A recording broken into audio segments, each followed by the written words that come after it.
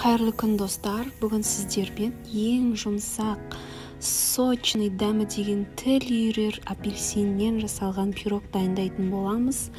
Менің каналыма подписка жасап, лайк басып, комментарий қалдырып кетіңіздер.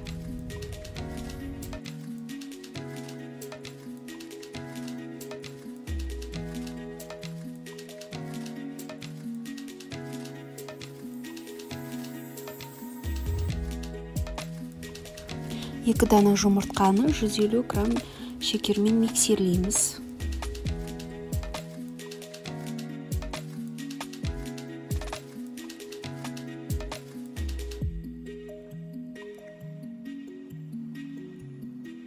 Үстіне 2 ас қасық қаймағымызды салып, 100 грамм ерітілген сары майдан құямыз.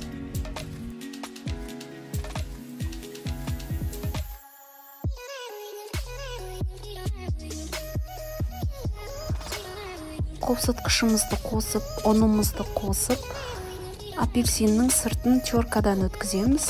Кішкене апельсиннің дәмі кіру үшін пирогқа. Барлығы қою масса болғанша ұнды салып миксерлейміз.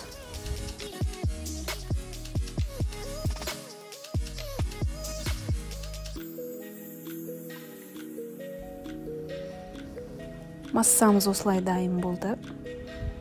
Енді апельсиніміздің сыртын ашып, осылай дөңгелек етіп тураймыз. Табамызды майлап, апельсиндерімізді осылай қойып шығамыз. Үстіне массамызды құямыз.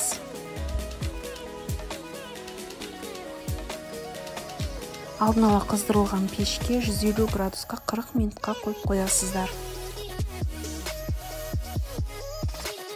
Пирогымыз піскеннен соң кішкене су тастар, одан соң тарелкаға осылай аударып аламыз. Ал енді осы күйімен дастарханның үстіне қойсаңыздар болады. Менің каналыма подписка жасап, лайк басып кетуді ұмытпаңыздар.